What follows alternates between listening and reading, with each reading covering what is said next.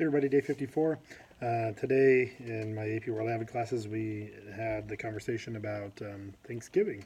And so we started by doing the warm and fuzzies and talking about just sharing, what our different traditions and food dishes and different things that we all celebrate on this day and things that our families do. And it was really cool to hear different, aspects and students sharing things that are, different than what I normally do and what other students do. And so getting to hear that, but then also hearing similarities, right? Similarities between families. It's kind of funny, some of them, right? Like people were talking about like the drunk uncle and the racist grandpa and like these family disagreements and awkward political conversations. And it was really kind of a fun moment where people, all my students from all these different backgrounds, are kind of just sharing about like these weird, nuanced things that happen in our families, but that we can all kind of bond over, even if we don't do the exact same. We don't eat the same thing. We don't do the same thing. We don't watch the same thing, whatever it may be. But there's still those threads that kind of unite us all, and that was pretty cool. And then I had students, work in a group and write out what's the Thanksgiving story? Why do we have Thanksgiving? How did it get started? And really started to form and see how powerful this narrative is. Now they're my students, and so they're used to questioning the typical stories and the status quo. And so a lot of them did share some things about the inaccuracies around the Thanksgiving story.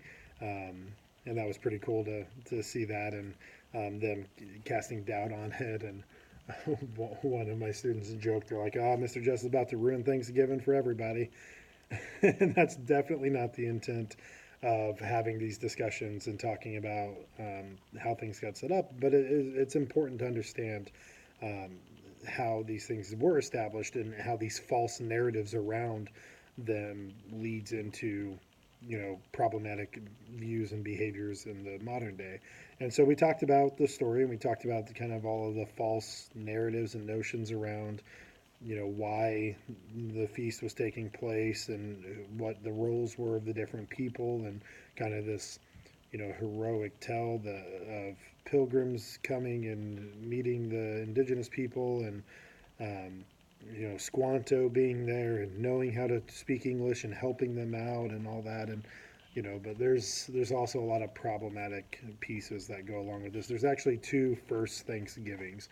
The first feast that most people start as the first Thanksgiving wasn't ever. There's no evidence that it was ever called a Thanksgiving feast or anything like that. But it was it was a basically like a tribunal to determine peace agreement between the Wampanoag people and the Pilgrims. And so as they got into those conversations, they had a 3-day feast. It wasn't necessarily about the harvest. It wasn't necessarily related to like the Jewish Feast of Tabernacles that Christians were trying to reference.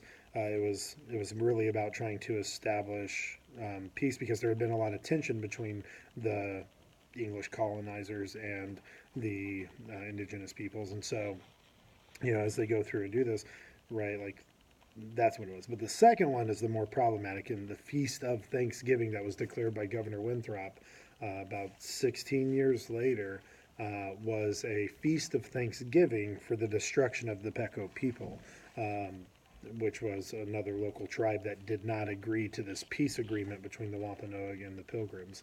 And they gave a feast of wiping out that tribe, basically. And that's even more problematic. And so there's lots of resources out there to share with students and to talk about. We watch something from both sides, somebody that's trying to, talk about the harsh reality of Thanksgiving, but also somebody that was trying to talk about like the story and what's positive about it to celebrate.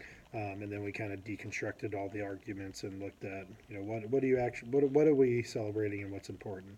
So as you guys head into Thanksgiving, just I hope you focus on your family coming together, bringing one another together.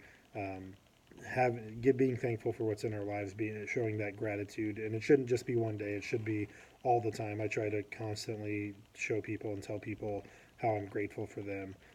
So not be one day, but whatever you do, don't perpetuate the false narrative of that first Thanksgiving that is immortalized in precious moments and cartoons about, indigenous folks and pilgrims coming together to have this feast after working together on a harvest.